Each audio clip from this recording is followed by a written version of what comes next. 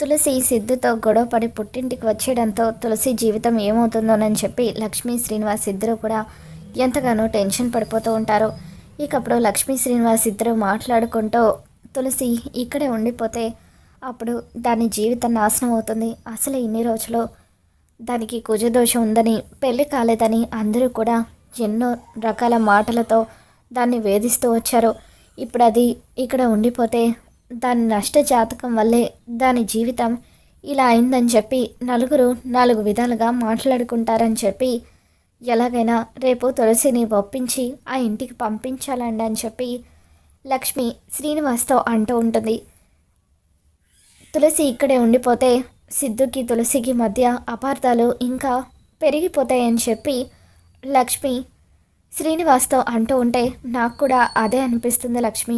నువ్వే రేపు తులసితో మాట్లాడాలి, అమ్మాయికి నచ్చజెప్పి ఆ ఇంటికి పంపించాలని చెప్పి శ్రీనివాస్ అంటూ ఉంటాడు.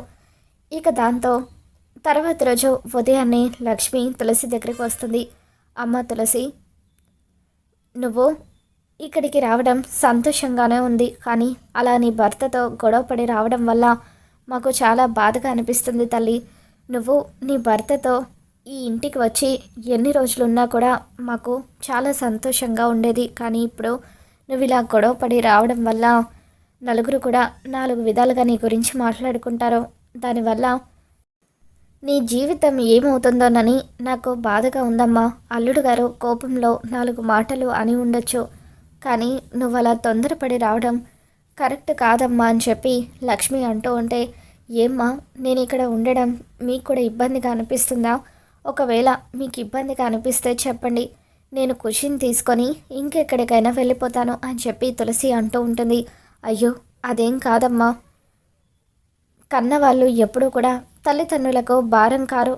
కాకపోతే ఇప్పటి వరకు నీకు పెళ్ళి కాలేదని నలుగురు కూడా నాలుగు విధాలుగా ఎన్నో మాటలు అన్నారు.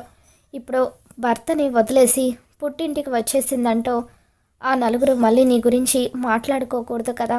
భార్యాభర్తల మధ్య గొడవలు అనేవి సహజమమ్మా. అంత మాత్రాన ఇలా పుట్టింటికి గొడవపడి వచ్చేయకూడదు. నా మాట విని వెంటనే బయలుదేరు, నిన్ను అక్కడికి పంపించి వస్తాను అని చెప్పి లక్ష్మి అంటూ ఉంటుంది. లేదమ్మా నేను మళ్ళీ ఆ ఇంటికి వెళ్ళలేను అని తులసి అంటూ ఉంటే, అది కాదు తులసి, నా మాట విను. సిద్ధుకి నువ్వంటే ఎంత ఇష్టమో నాకు తెలుసు. నువ్వంటే ఎంత ఇష్టం లేకపోతే ప్రాణాలు పణంగా పెట్టి మంటల్లో చిక్కుకున్న నిన్ను కాపాడుకుంటాడు అని చెప్పి లక్ష్మి అంటూ ఉంటుంది.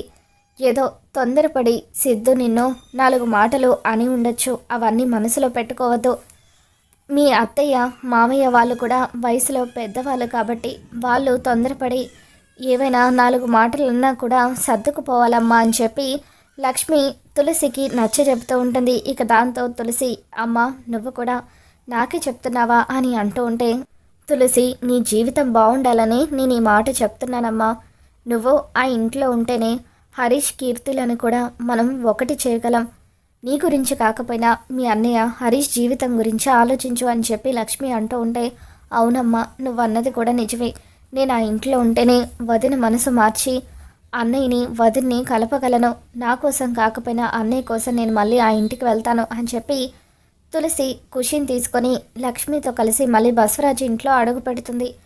ఇక గుమ్మం దగ్గరికి లక్ష్మి తులసిని ఖుషిని తీసుకొని రావడంతో అప్పుడు బసవరాజు సీరియస్గా చూస్తూ ఉంటాడు. వదిలిపోయింది అనుకున్న దరిద్రం మళ్ళీ వచ్చిందేంటని చెప్పి బసవరాజు అనుకుంటూ ఉంటే, ఇక అప్పుడు కనిష్క కూడా నిన్న జరిగిన గొడవ చూసిన తర్వాత సిద్ధు వెళ్ళి బతిమలాడి తీసుకొచ్చే వరకు తులసి ఎట్టి పరిస్థితుల్లోని గడప తొక్కదేమో అనుకున్నాను. సిగ్గు లేకుండా తెల్లారేసరికి మళ్ళీ ఇక్కడికి వచ్చింది ఏంటని చెప్పి అనుకుంటూ ఉంటుంది. ఇక దాంతో సిద్ధు తులసిని చూసి ఎంతగానో ఆనందపడిపోతూ ఉంటాడు. అక్క రాక్క అక్కడే నిలబడిపోయావేంటి అని చెప్పి సిద్ధు అంటూ ఉంటాడు. లక్ష్మి తులసి ఇద్దరు కూడా లోపలికి వస్తారు. ఇకప్పుడు బసవరాజు, ఆగు, ఇంకా సిగ్గు లేకుండా ఏ మొహం పెట్టుకుని నా ఇంట్లో అడుగు పెడుతున్నావు? నన్ను హంతకుడని రాక్షసుడని ఎన్నో మాటలు అన్నావు కదా, మళ్ళీ ఇంకా ఏ మొహం పెట్టుకుని ఇంటికి వచ్చావని చెప్పి బసవరాజు అంటూ ఉంటే, అన్నయ్య గారు నా కూతురు చేసిన తప్పుకి దయచేసి నేను క్షమాపణ అడగడానికి వచ్చాను. క్షమించండి. చిన్నపిల్ల తెలుసో తెలియకో మాట్లాడిందని చెప్పి దయచేసి నా కూతుర్ని ఇంట్లోకి రానివ్వండి అని చెప్పి లక్ష్మి బతిమలాడుతూ ఉంటుంది. చేసిందంతా చేసి ఇప్పుడు ఇంట్లోకి రానివ్వమని బతిమలాడితే ఎలా రాణిస్తారనుకుంటున్నావమ్మా అని చెప్పి బసవరాజు అంటూ ఉంటాడు. చేసిన తప్పుకి నువ్వు నా కాళ్ళు పట్టుకొని క్షమాపణ చెప్పాలి, అప్పుడే నేను ఈ ఇంట్లోకి రాణిస్తాను అని చెప్పి బసవరాజు అంటూ ఉంటే అప్పుడు లక్ష్మి నా కూతురు చేసిన తప్పుకి నేను మీ కాళ్ళు పట్టుకొని క్షమాపణ చెప్తాను అన్నయ్య గారు అంటూ లక్ష్మి బసవరాజు కాళ్ళు పట్టుకుంటుంది. ఆ తర్వాత విశాలాక్షి కాళ్ళు కూడా పట్టుకొని మమ్మల్ని క్షమించండి వదిన గారు అంటూ బసవరాజు తల్లి కాళ్ళు కూడా పట్టుకుంటుంది. అలా లక్ష్మి అందరి కాళ్ళు పట్టుకోవడంతో ఇదంతా చూసి తులసి ఎంతగానో బాధపడుతూ ఉంటుంది. అమ్మ అని తులసి ఆపడానికి ప్రయత్నిస్తూ ఉంటే, వద్దు తులసి, నువ్వు నన్ను ఆపొద్దు, నీ జీవితం బాగుండాలి, అంతకు మించి నాకు ఏమీ అవసరం లేదు, ఎన్ని అవమానాలైనా అందుకు భరిస్తానని చెప్పి లక్ష్మి అలా అందరి కాళ్ళు పట్టుకోవడంతో, సరే కాళ్ళు పట్టుకున్నారు కాబట్టి క్షమించి నీ కూతుర్ని లోపలికి రాణిస్తున్నాను, కానీ ఇంకొకసారి ఇటువంటిది రిపీట్ అయితే మాత్రం నీ కూతురికి ఎప్పటికీ ఇంట్లో స్థానం ఉండదు అని చెప్పి బసవరాజు బెదిరిస్తూ ఉంటాడు. ఇక అలా తులసి ఏడుస్తూ కుషిని తీసుకొని గదిలోకి వచ్చేస్తుంది. తులసి గదిలోకి వచ్చిన తర్వాత సిద్ధు తులసి మళ్ళీ ఆ ఇంట్లో అడుగుపెట్టినందుకు చాలా హ్యాపీగా ఫీల్ అవుతూ ఉంటాడు. తులసి, ఆ రోజు నీతో నేను అలా మాట్లాడి ఉండకూడదు, ఐఎమ్ రియల్లీ సారీ తులసి, నన్ను క్షమించు అని చెప్పి సిద్ధు తులసికి సారీ చెప్తూ ఉంటాడు. ఇక దాంతో తులసి సిద్ధు మీద మండిపడుతూ, ఇప్పుడు మీకు సంతోషంగా ఉందా? మా అమ్మ నాన్నలు ఏ తప్పు చేయలేదు, కానీ మా అమ్మ నాన్నల్ని మీ నాన్నగారు చంపబోయారు. ఈరోజు మా అమ్మ తప్పు లేకపోయినా తను అందరి కాళ్ళు పట్టుకుంటూ ఉంటే అప్పుడు కూడా వద్దని ఒక్క మాట చెప్పకుండా చూస్తూ ఉండిపోయారు. నలుగురి ముందు మా అమ్మ నాన్నలకు అంత అవమానం జరిగిన తర్వాత ఇప్పుడు 4 గోడల మధ్య వచ్చి సారీ చెప్తున్నారా? మీ సారీ నాకేమీ అక్కర్లేదు. ఈ ప్రపంచం దృష్టిలో నేను మీ భార్యనయ్యుండొచ్చు, భార్య భర్తలుగా మనం ఒకే గదిలో ఉండొచ్చు, కానీ ఎప్పటికీ నేను మిమ్మల్ని నా భర్తగా అంగీకరించను అని చెప్పి తులసి సిద్ధుని అసహించుకొని మాట్లాడడంతో సిద్ధు ఎంతో బాధగా ఇంట్లో నుండి బయటకు వెళ్ళిపోతాడు. ఇక రాత్రిపూట సిద్ధు ఫుల్గా తాగేసి ఇంటికి వస్తూ ఉంటాడు. తులసి, నేను నిన్ను ఎంతగానో ప్రేమించి పెళ్లి చేసుకున్నాను, కానీ నువ్వు మాత్రం నన్ను అపార్థం చేసుకుంటూనే ఉన్నావు. ఎప్పటికైనా నీ మనసు మారుతుందని ఇన్ని రోజులు ఎదురు చూశాను, కానీ ఈరోజు నువ్వు మాట్లాడిన మాటలు విన్న తర్వాత ఇక ఎప్పటికీ నీ మనసు మారదని నాకు అర్థమైపోయిందని చెప్పి సిద్ధు పదే పదే తులసిని తలుచుకుంటూ ఫుల్గా మందు తాగేసి ఇంటికి వస్తాడు. తాగి వచ్చిన సిద్ధుని చూసి ఇంట్లో అందరూ కూడా కంగారు పడిపోతూ ఉంటారు. అమ్మ మహాతల్లి, ఇదంతా నీ వల్లే, నా కొడుకు ఎప్పుడు కూడా ఇలా తాగి ఇంటికి రాలేదు, అలాంటి వాడు ఈరోజు తాగి ఇంటికి వచ్చాడంటే ఇదంతా నువ్వు ఇంట్లో అడుగు పెట్టిన వేళ విశేషమే అని చెప్పి, ఇంకా నా కొడుకుని నేను ఎటువంటి పరిస్థితుల్లో చూడాల్సి వస్తుందో ఏంటో, ఎన్ని దారుణాలు చూడాల్సి వస్తుందో ఏంటో అని చెప్పి విశాలాక్షి మండిపడుతూ ఉంటుంది. ఇక అలా సిద్ధు ఫుల్గా తాగేసి తూలుతో కింద పడిపోతూ ఉంటే తులసిని సిద్ధుని తన భుజం మీద వేసుకొని జాగ్రత్తగా గదిలోకి తీసుకొని వస్తూ ఉంటుంది.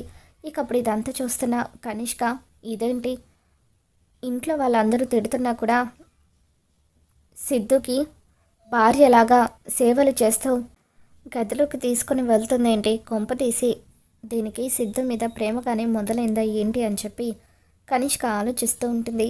ఇక అలా తులసి సిద్ధుని గదిలోకి తీసుకుని వెళ్ళిన తర్వాత అప్పుడే కనిష్క తన తండ్రికి ఫోన్ చేస్తుంది.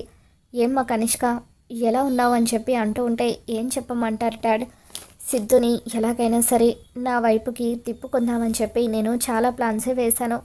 ఆ తులసి వల్ల అమ్మ నాన్నల్ని లేపేస్తే అయినా ఆ తులసి ఈ కుటుంబాన్ని అపార్థం చేసుకుని దూరం అవుతుందేమో అనుకుంటే నా ప్లాన్ అంతా కూడా ఫ్లాప్ అయిపోయింది అని చెప్పి కనిష్క జరిగింది మొత్తం కూడా తన తండ్రికి ఫోన్లో చెప్తూ ఉంటే, ఇకప్పుడు తులసి కనిష్క మాటలు వినేసి ఒక్కసారిగా షాక్ అవుతూ ఉంటుంది.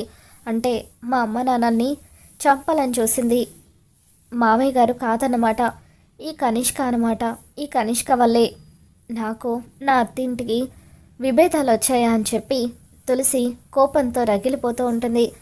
ఇక కనిష్కకు తన తండ్రి అమ్మ కనిష్క సిద్ధుని నువ్వు సొంతం చేసుకోవడానికి నా వైపు నుండి ఏం కావాలన్నా సరే నేను చేస్తాను.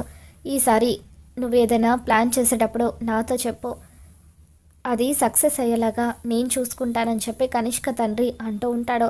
ఇక అలా కనిష్క ఫోన్ పెట్టేసిన తర్వాత తులసి కనిష్క దగ్గరకు వచ్చి, అంటే మా అమ్మ నాన్నల్ని చంపాలని చూసింది నువ్వన్నమాట అంటూ కనిష్క చెంప పగలగొట్టి ఇంట్లో వాళ్ళందరినీ కూడా పిలుస్తూ ఉంటుంది.